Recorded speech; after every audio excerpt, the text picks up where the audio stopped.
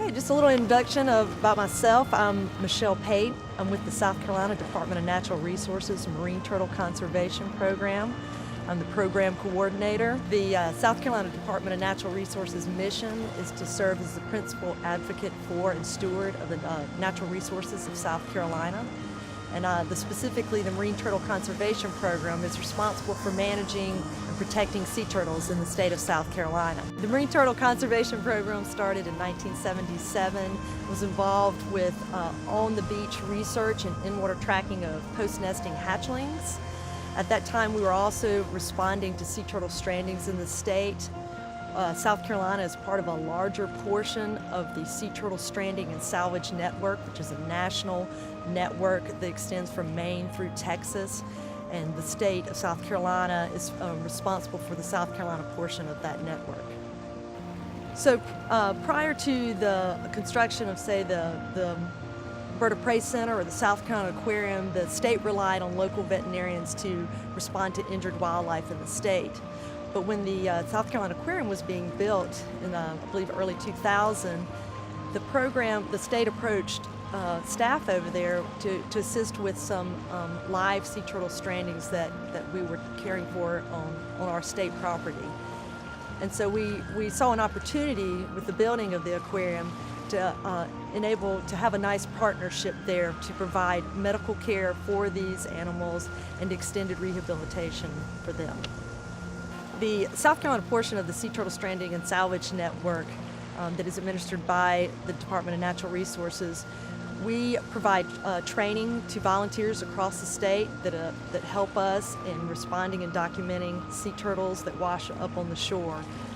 We provide these volunteers with training to document in a standardized way information that has been provided by National Marine Fisheries Service. And we respond to not only dead but also live animals that have washed ashore.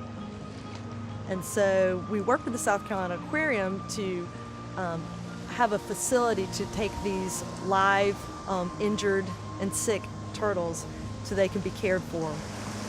The Marine Turtle Conservation Program implements management techniques to mitigate activities that affect sea turtles in the state. One of the bonuses of having this long-term monitoring set of stranded animals is to be able to look at the effectiveness of turtle excluder devices on our shrimp trawling fisheries. My name is Kelly Thorwaldson. I'm the Sea Turtle Rescue Program Manager for the South Carolina Aquarium. The aquarium got started rehabilitating turtles just after opening our doors in 2000. And it wasn't until after we opened that we learned there was a need for sea turtle rehabilitation.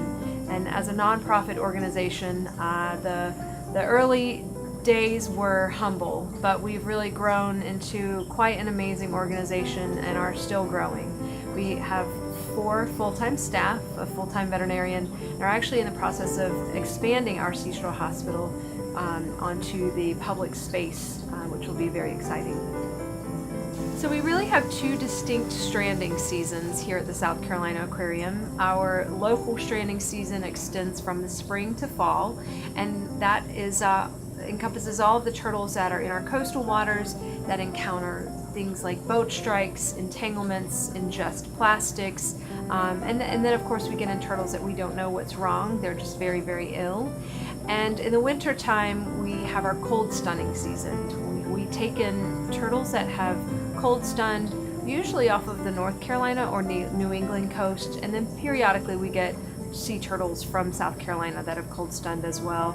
And that's simply because these animals are cold-blooded, and if they are in water temperatures too cold for their bodies to handle, they go into hypothermic shock. Sea turtles often come to us in really critical condition, and it's vital to get them supportive care, which includes fluids, antibiotics, different vitamin injections, and then certainly then we treat any kind of wound that they might have. But that supportive care is given over a period of days, weeks, or even months to get them to survive. Well, most sea turtle patients come to us extremely malnourished and underweight. So really, to get them to gain weight, we give them an assortment of frozen fishes, and that's a critical piece to the rehabilitation. But we do try to give them natural prey items that they would find in the wild. And for instance, loggerheads and Kemp's ridleys do eat a lot of crabs in the natural habitat. So we try to supply live blue crabs on a regular basis to keep their hunting instincts sharp and to keep their intestinal tracts used to digesting these types of foods. For green sea turtles that are herbivores, we try to feed them greens and other natural prey items. There are several patients that are quite memorable. One in particular is the largest turtle that we ever released from our hospital, Mama Pritchard. She was 367 pounds when we released her. She was with us for almost 2 years, which is about as long as we've ever had a patient in our hospital. But she was detected nesting 3 years later on Pritchard's Island, which is the island where she stranded, and then 2 years after that she was seen nesting again. So that's just one great case that shows that rehabilitation works, and even after 2 years in our care, she went on to be a productive nesting female. Sea turtle conservation efforts for the past 30 years seem to be working. Nest numbers up and down the coast are increasing, and that's great news. But we can't rest yet, because there are some looming conservation issues that sea turtles will be facing, and that includes sea level rise and habitat loss. That includes ocean pollution, which is greater and greater every year.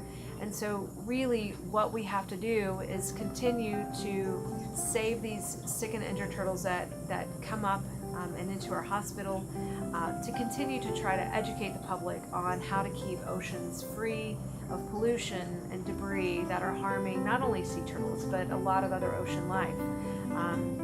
There's a lot of work to do, even though we do see gains in sea turtle conservation.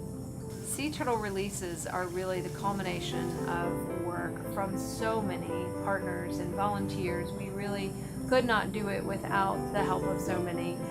We do have about 24 volunteers that help in our sea turtle hospital, and that's in addition to the 4 full-time staff.